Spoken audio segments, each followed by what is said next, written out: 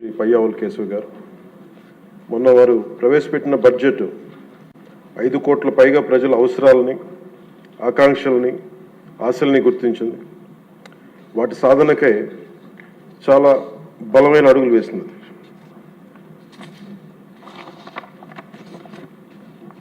Particular ఇది మనకున్న ఆర్థిక పరిస్థితులు కానీ 2014 రాష్ట్ర విభజన జరిగినప్పటి నుంచి కానీ 2019 నుంచి 24 వరకు ఒక అరాచకమైన అనిశ్చితితో కూడిన ప్రభుత్వం కానీ ఈ కేయాటిక్ ఇలాంటి గందరగోళం మధ్యలో ఇంత అవకతవకల మధ్యలో కూడా చాలా 3,32,205 కోట్లతో బడ్జెట్ చాలా చాలా ఉన్న పరిమితమైన వనరుల్ని,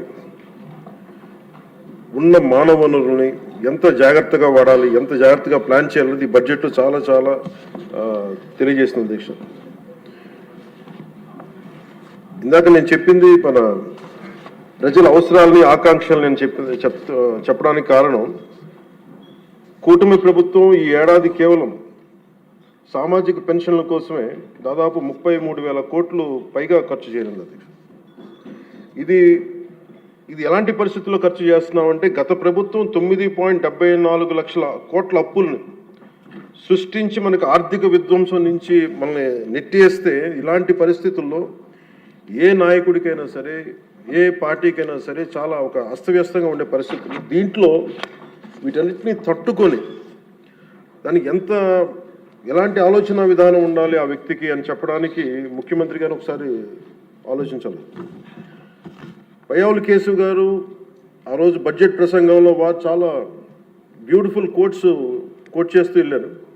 దాంట్లో ఒకటి రవీంద్రనాథ్ ఠాగూర్ గారు చెప్పింది, తాను నాటిన చెట్ల నీడలో తాను ఎప్పటికీ కూర్చోలేనని తెలిసిన భావితరాల కోసం చెట్లు నాటి వ్యక్తి జీవితం యొక్క నిజమైన విలువను అర్థం చేసుకున్నవాడు అన్ని విశ్వకవి రవీంద్రనాథ్ ఠాగూర్ గారి మాటల్ని ఇక్కడ ఆయన ఉటంకించారు అధ్యక్ష. ఇది వారిని ఎలా కంపేర్ చేశారంటే ఒక దూరదృష్టి, దక్షత, దార్శనికత ఉన్న గౌరవ ముఖ్యమంత్రి వారు చంద్రబాబు నాయుడు గారితో కంపేర్ చేసి చెప్పారు అధ్యక్ష. ఎందుకంటే మనకు ఉన్న పరిస్థితుల్లో ఉన్న పరిమితమైన వనరుల్ని, ఉన్న మానవ వనరుల్ని ఎంత సమర్థవంతంగా వాడుకోవాలి అని అనటానికి ఆయన దూరదృష్టి, ఆయన పరిపాలన దక్షత, అలాగే ఆయన దార్శనికత ఈ రెండు ఈ బడ్జెట్లో చాలా స్పష్టంగా ఆయన గైడెన్స్ కానీ వారి పయ్యావుల కేశవ్ గారితో కలిసి వారు దీన్ని తీసుకొచ్చిన విధానం కానీ మనస్ఫూర్తిగా గౌరవ ముఖ్యమంత్రి గారికి మనస్ఫూర్తిగా ఈ సభ తరపున వారికి అభినందనలు తెలియజేస్తాను. అండ్ ఈ ప్రభుత్వం దూరదృష్టి, దక్షత, దార్శనికత ఉంటే గత ప్రభుత్వం ధ్వంసం, విధ్వంసం, విచ్ఛిన్నంతో కూడిన ప్రభుత్వం. ఒకసారి ఎట్లా చెప్పాలి బడ్జెట్ మనకి ఏమేమి ఉన్నాయో ఒకసారి మీకు ప్రజెంట్ చేయడానికి అధ్యక్ష. మనకు వాళ్ళు వదిలేసి వెళ్ళింది 9.74 లక్షల కోట్ల అప్పులు అధ్యక్ష. ఈ కూటమి ప్రభుత్వం 20 నెలల పాలన సాధించింది ఏంటని చెప్పడానికి ఉదాహరణకి అంటే ఎలా ఉన్నారంటే వీళ్ళు 2014-19 మధ్య చేసుకున్న విద్యుత్ కొనుగోలు ఒప్పందాలని గత ప్రభుత్వం ఇష్టానుసారం రద్దు చేయడం ద్వారా విద్యుత్ సరఫరాలో లోటుపాట్లు వచ్చాయి. దీనికోసం విద్యుత్ కొనుగోళ్ల పేరిట అధిక ధర చెల్లించే బాధ్యత లేని ఆ వ్యక్తులకి చేసిన కొనుగోళ్ల కారణంగా డిస్కమ్స్కి 12,250 కోట్ల నష్టం వాటిల్లింది. ఈ 5 ఏళ్ల అసమర్థ విధానాల కారణంగా విద్యుత్ పంపిణీ సంస్థలు దాదాపు 1.29 లక్షల కోట్ల మేర నష్టపోయాయి. ఈ భారాన్ని విద్యుత్ బిల్లుల రూపంలో మళ్ళీ ప్రజల మీదనే మోపారు. కూటమి ప్రభుత్వం వచ్చిన తర్వాత ఈ విధానాలను రద్దు చేసి ట్రూ అప్ ఛార్జీని పూర్తిగా ఎత్తివేయడమే కాకుండా రాష్ట్ర చరిత్రలో ఎన్నడూ లేని విధంగా ట్రూ డౌన్ పేరిట ప్రజలపై విద్యుత్ బిల్లుల భారాన్ని తగ్గించినారు.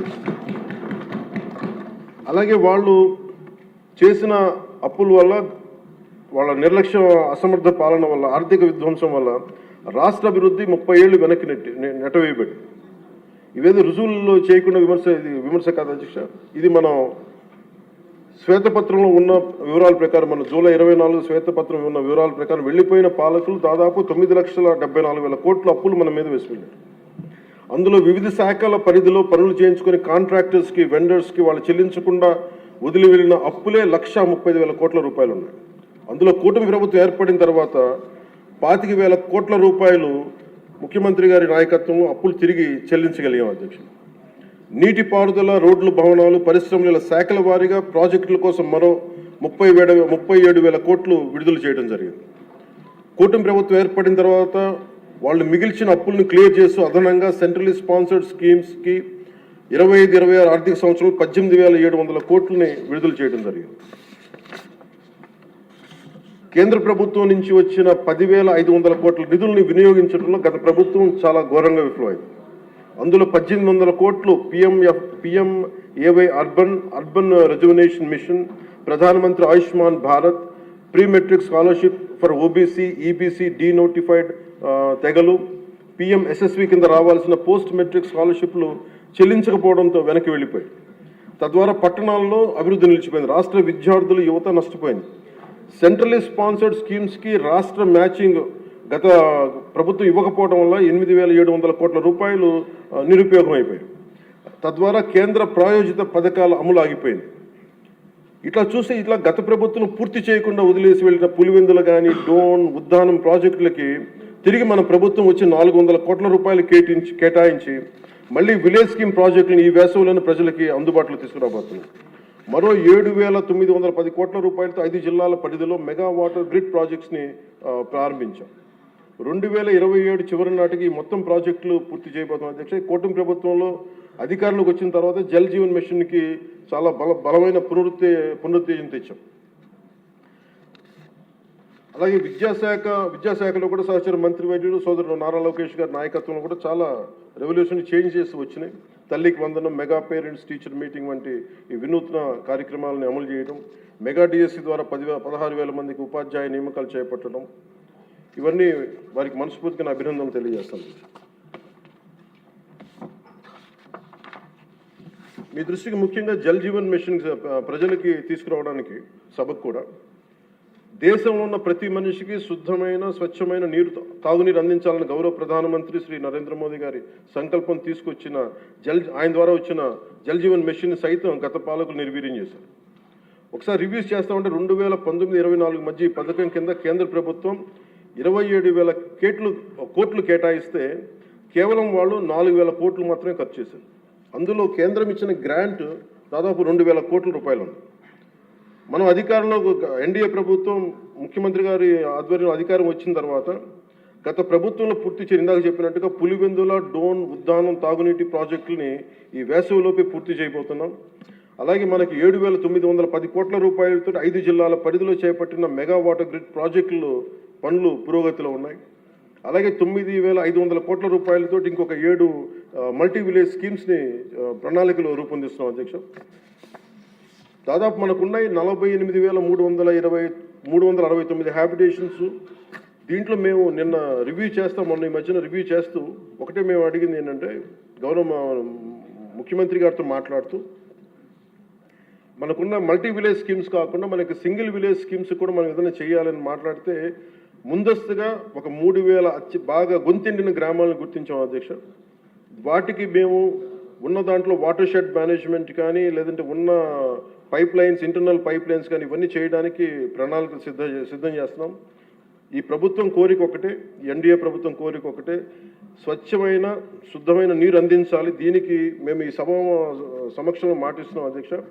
ప్రతి గ్రామానికి దీనికి నీళ్ళు అందిస్తాం. దీనికి ఇది ఈ 48,369 ఈ గ్రామాల్లో ముందస్తుగా ఈ 15 ఈ మల్టీ విలేజ్ స్కీమ్స్ కాకుండా ఇంకొక 3,000 గ్రామాలకి నీరు అందించాలని చెప్పి ఒక బలమైన సంకల్పంతో ముందుకెళ్తా ఉన్నాం.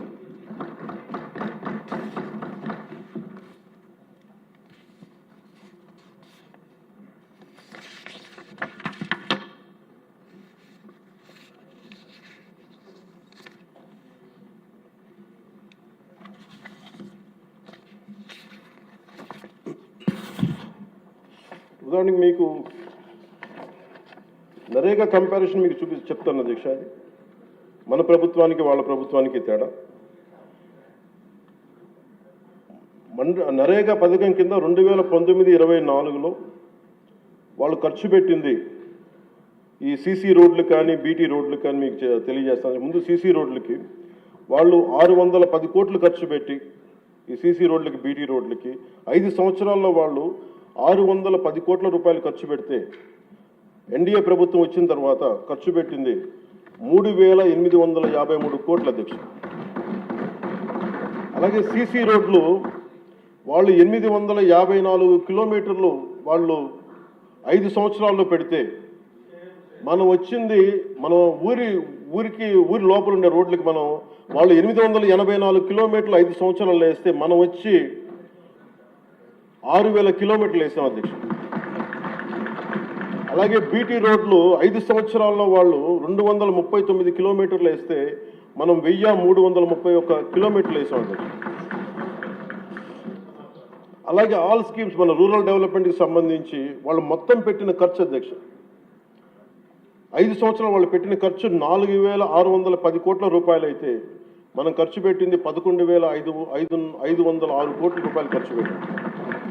సీసీ బీటీ రోడ్లు అన్నీ కలిపి 8100 కిలోమీటర్లు వాళ్ళు 5 సంవత్సరాలు వేస్తే మనం ఇంకా 2 సంవత్సరాలు పూర్తి కాకుండానే 17,551 కిలోమీటర్ల రోడ్లని ఈ రోజున మనం పూర్తి చేయడం, అలాగే పర్మిషన్స్ ఇవ్వడం జరిగింది. ఇది మీకు ఎందుకు చెప్తున్నానంటే అధ్యక్ష, మనం నిజంగా కనుక చెయ్యాలి ప్రజలకి అనుకున్నప్పుడు గౌరవ ముఖ్యమంత్రి గారి ఆధ్వర్యంలో చాలా అద్భుతంగా రకరకాల దారులు వెతికాం.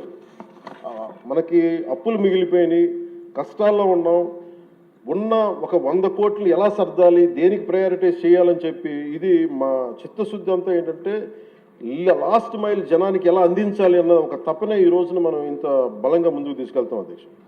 అలాగే గ్రోత్ రేట్ ఆఫ్ ఆంధ్రప్రదేశ్ 2014-19 వచ్చినప్పుడు మనకి విడిపోయినా కానీ 13.50% మనకు ఉన్నప్పుడు, అదే 19-24 వచ్చేటప్పటికి 10.5% పడిపోయింది.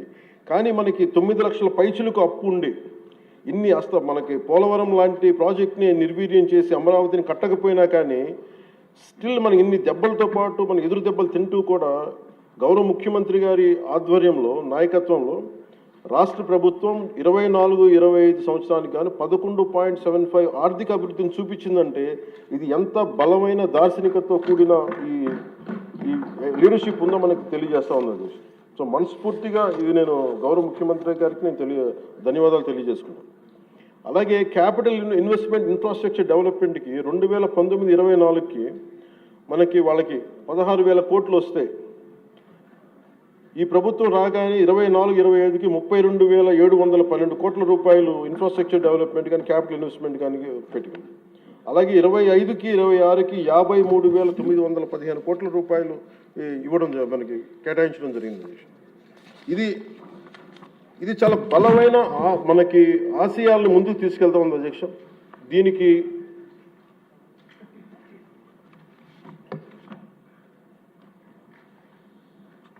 దీనికి నేను కోరుకుంటుంది కూడా ఈ అలయన్స్ చాలా బలంగా ఉండాలి అనేది నా ప్రజల సభ్యులందరికీ కూడా నేను నా ఆకాంక్షని, నా ఆశయాన్ని తెలియజేస్తాను. నేను ఎందుకు ఇంత తపన పడ్డాను, రాష్ట్ర విభజన జరిగినప్పటి నుంచి ఆంధ్ర రాష్ట్రం వెనుకబాటు పడిపోయింది, దీనికి ఎవరు ముందుకు తీసుకెళ్ళలేము అనుకున్న దాంట్లో నేను ఏమీ ఆశించకుండా 2014లో మన అలయన్స్ కోసం నేను కష్టపడ్డాను. అలాగే 19లో కూడా ఉండాలని కోరుకున్నాం, అది పరిస్థితుల్లో కుదరలేదు. కానీ 24కి వచ్చేటప్పటికి నేను పార్టీ పరంగా అన్ని తగ్గి అన్ని రకాలుగా ఎందుకు పెట్టానంటే ఇది నేను పార్టీగా గెలవడం కంటే కూడా నేను ఇండివిజువల్గా సాధించడం కంటే కూడా నేను కోరుకుంది 5 కోట్ల మంది ప్రజల ఆకాంక్షల్ని, ఆశయాల్ని ముందుకు తీసుకెళ్లాలని నా తపన. ఇది ఎట్టి పరిస్థితుల్లో కూడా నేను కోరుకుంటుంది. ఇప్పుడిప్పుడే మనం చిన్నపాటి ఒక 1 పాయింట్ అభివృద్ధి చూసాం మనం ఇప్పటికీ. ఇది ముందుకెళ్ళాలి, ఇంకా మన ఆకాంక్షలను, ఆశయాలు ముందుకు తీసుకెళ్ళాలి అంటే ఇది మనలో ఉన్న ఏమన్నా సరే చిన్న సవరణలు ఏదైనా చేసుకుంటే అందరం ముందుకెళ్ళాలి. ఈ ప్రభుత్వానికి, ముఖ్యమంత్రి గారికి బలంగా నిలబడాలని మనస్ఫూర్తిగా కోరుకున్నాను అధ్యక్ష. అలాగే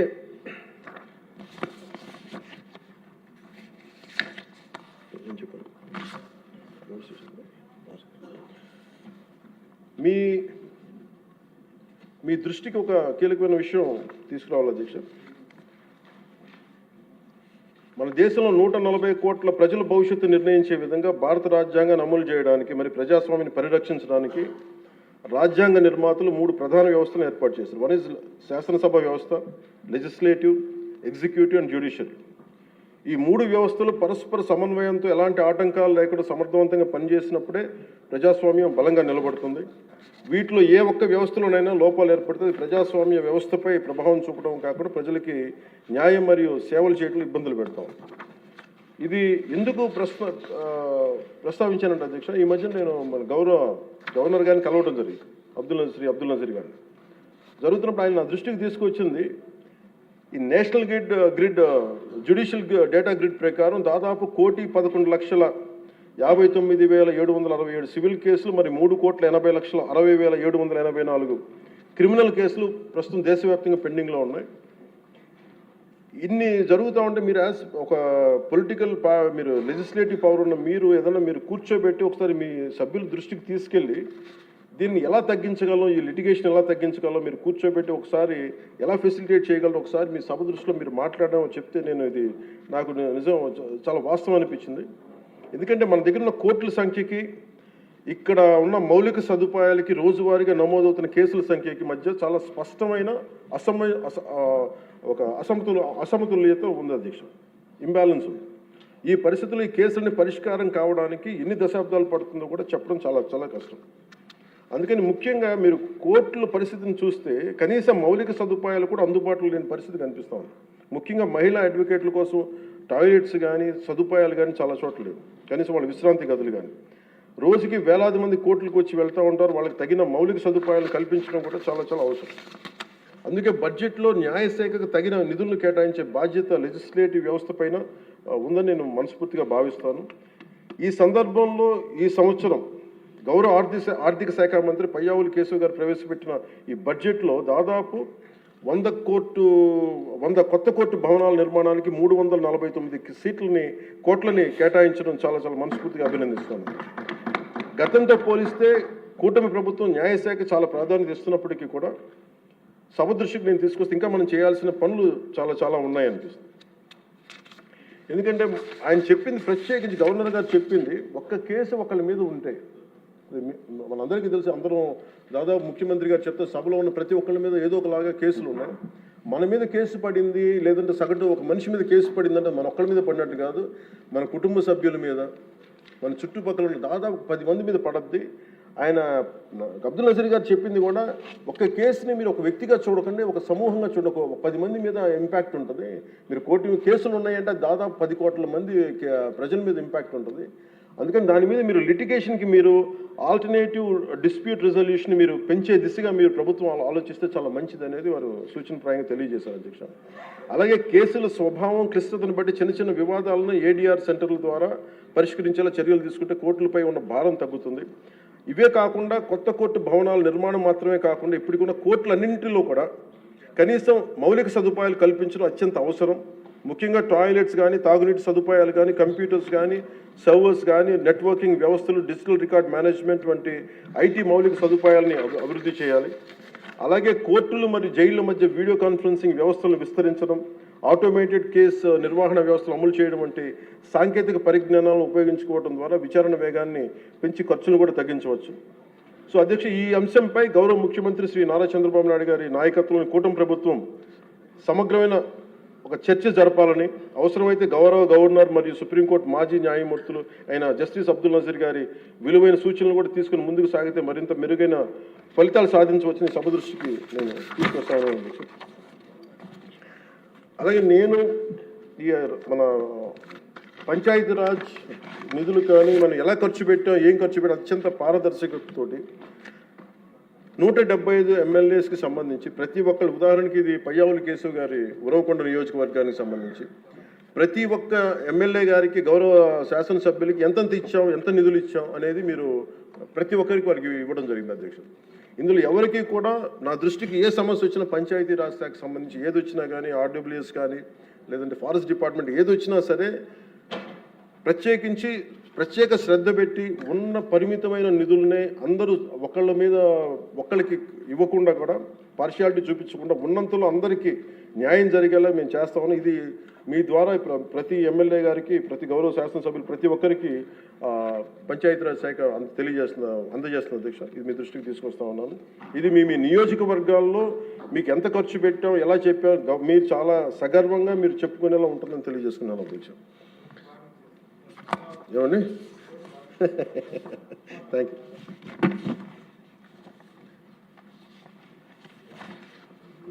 అలాగే అది వీళ్ళకి సంబంధం అంటే నాకు సభ దృష్టికి ఇంకా గౌరవ సభ్యులందరూ మాట్లాడతారు. నా సభ దృష్టికి నేను తీసుకురాగలిగేది ఇప్పటికీ కూడా వాళ్ళ సభ్యులు తక్కువ 11 మంది అయినప్పటికీ కూడా వాళ్ళు ఒక 1100 మంది ఉన్నట్టుగా వాళ్ళు మాట్లాడుతూ ఉంటారు. అంటే ఇది మనం ఎందుకనంటే వాళ్ళు చెప్పిన దాన్ని చాలా బలంగా నమ్ముతారు. మనం చేసే పనులు మనం చెప్పుకోలేం, మనం చేయడానికి సంకోచిస్తున్నాం ఏంటో తెలియదు. కానీ వాళ్ళు చూడండి, ఇందాక నేను చెప్పింది మీకు, when we are irresponsible, our NDA alliance is so responsible, reliable and reasonable government, while they are irrational, irresponsible and abusive group. వీటన్నిటి మధ్యలో మనం కూర్చోబెట్టి మనం ఏదైనా మాట్లాడాలి అంటే మనందరం కూడా ఒక ఏకాభిప్రాయం మీద ఒక ఏకత్వం ఉండాలి అనేది నేను మనస్ఫూర్తిగా సభ్యులందరినీ కూడా నేను కోరుకుంటా ఉన్నాను. అంటే వాళ్ళు చూడండి, ఆర్టికల్ 21 కాన్స్టిట్యూషన్ ఆఫ్ ఇండియాలో protection of life and personal liberty మాట్లాడితే మేబీ వాళ్ళు ఏమనుకుంటున్నారంటే endangering others life, violating their liberty must be fundamental right అనుకుంటున్నారు వాళ్ళు. ఇది మనం కరెక్ట్ చేయాలి.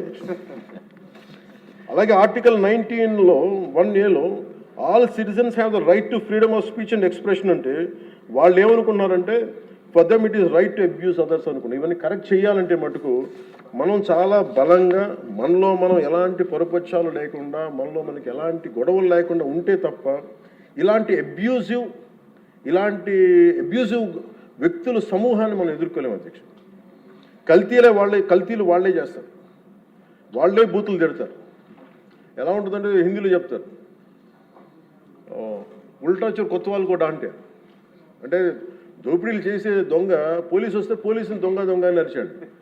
వాళ్ళే తిట్టి వాళ్ళే అబ్యూస్ చేసి మళ్ళీ మనం తిట్టామని చెప్తారు. కల్తీలు వాళ్ళే చేస్తారు. కానీ మనం డిఫెండ్ చేసుకోవడానికి irrespective of whether we are from different parties, మనం విభిన్నమైన కుల సమూహాల నుంచి రావచ్చు. కానీ బట్ రాష్ట్ర ప్రయోజనాలకి మనందరం ఒకే గలంతో ఉండాలని మనస్ఫూర్తిగా మీ ద్వారా నేను అందరూ ఉండాలని కోరుతున్నాను.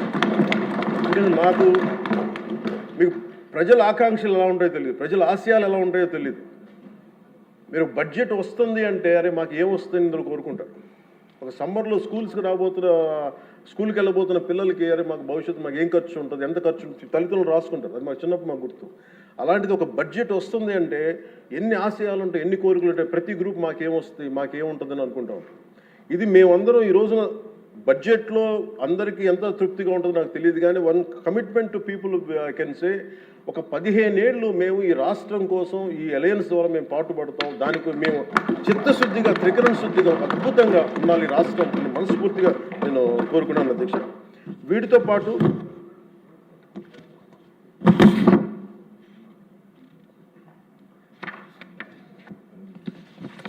నేను ఒకటి మీ దృష్టికి తీసుకొస్తా ఉన్నాను. బడ్జెట్ లాంటివి అద్భుతంగా చేయడానికి వ్యవసాయానికి సంబంధించి కావచ్చు, లేదంటే అన్ని రంగాలకు సంబంధించి కావచ్చు, పయ్యావుల కేశవ్ గారు ఉన్నారు, అచ్చెన్నాయుడు గారు ఉన్నారు, గౌరవ ముఖ్యమంత్రి గారు ఉన్నారు, అపారమైన అనుభవంతో ఉన్న సభ్యులు ఉన్నారు. ప్రజలు మన నుంచి ఆశిస్తున్న అధ్యక్ష, గొడవలు లేకుండా ఈ అలయన్స్ బలంగా ఉండాలండి. మనం తెలియచేయాల్సింది ఏంటంటే, ఏ ఒక్క ఎమ్మెల్యే ఈ సభలో అడుగు పెట్టాలన్నా అన్ని కులాలు, అన్ని మతాలు సపోర్ట్ చేయందే, ఎంతో కొంత ఓటు వేయందే ఇక్కడికి రారు. కానీ ఈ మధ్యన పరిస్థితులు ఎలా ఉన్నాయంటే, బయట ప్రత్యేకించి వీళ్ళు చేస్తున్నది, వాళ్ళు ఎలా మాట్లాడుతున్నారంటే ఇష్టం వచ్చినట్టుగా తిట్టేసి కులాలు వెనక దాక్కున్నారు. అది మటుకు ఎందుకంటే ఒక భారత రాజ్యాంగం నేను నమ్ముతున్నాను పెట్టినప్పుడు I'm beyond cost, creed and religion. అది ప్రతి శాసనసభ్యుడి తాలూకు అది ఓత్ అధ్యక్ష. కానీ మనం తెలియజేయాల్సింది ఏంటంటే, కులాల వెనక దాక్కోవటం కుదరదు. మీరు ఇష్టానికి తిట్టేసి ఇష్టానికి వచ్చి ఏదైనా తిరిగి అంటే మేము కులాలు వెనక దాక్కుంటామంటే ఇలాంటి ధోరణి కనుక మనకు ఉంటే ఆంధ్రప్రదేశ్ ప్రజానీకం నష్టపోతుంది. నేను చెప్తున్నాను, కులాలు మతాలు ప్రాంతాలు దాటకపోతే ఈ రాష్ట్ర ప్రయోజనాలను మనం సాధించలేము. ఖచ్చితంగా ఇది మీరు పదే ఇది మీరు ఇళ్లలో మాట్లాడుకుంటారా, ప్రజలకి తెలియజేస్తారా, మీ నియోజకవర్గాలు ఇది చేయకపోతే ఏమైపోతుంది అధ్యక్ష? విచ్ఛిన్నం, ఇందాక వాటి గురించి చెప్పాను, వాళ్ళు విచ్ఛిన్నం చేయడానికి సిద్ధంగా ఉన్నారు. ఇప్పుడు మన ఐక్యత ఉండాలి అని సమాజం కోరుకుంటే వాళ్ళు విచ్ఛిన్నం చేయడానికి సిద్ధంగా. దీన్ని రిపీటెడ్గా కనుక మనం ప్రజల్లోకి తీసుకెళ్ళకపోతే మటుకు మనం ఎన్ని గొప్ప బడ్జెట్లు పెట్టి ఎంత సదాశయాలతో ఉన్నా కానీ quality of thought, quality of behaviour కనుక మనకు లేకపోతే ఇంత బడ్జెట్లు కూడా, ఇంత ఆశయాలతో ఉన్న బడ్జెట్లు కూడా నిష్ప్రయోజనం అయిపోతాయి. ఆ జాగ్రత్త మనం అందరం తీసుకోవాలి అధ్యక్ష. ఈరోజు మనం బడ్జెట్ గొప్పగా ఉంది అని ముందుకు తీసుకెళ్తున్నాం, కానీ మన బాధ్యత కూడా మనం నిర్వర్తించాలనేది నేను మనస్ఫూర్తిగా సభను కోరుకుంటూ గౌరవ ముఖ్యమంత్రి గారికి అవకాశం ఇచ్చిన మీకు, గౌరవ శాసనసభ్యులందరికీ, మంత్రివర్గానికి అందరికీ నా ధన్యవాదాలు తెలియజేసుకుంటూ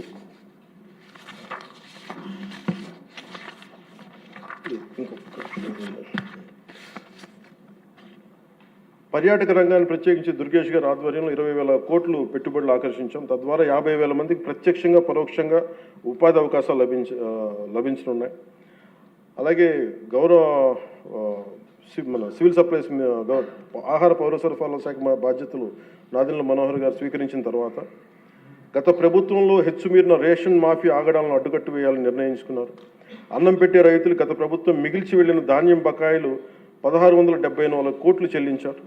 మన ప్రభుత్వ హయాంలో చేసిన ధాన్యం కొనుగోలుకు 4,80,000 మందికి పైగా రైతులకి 24 గంటల్లో 10,650 కోట్లు వారి ఖాతాల్లో జమ చేశారు.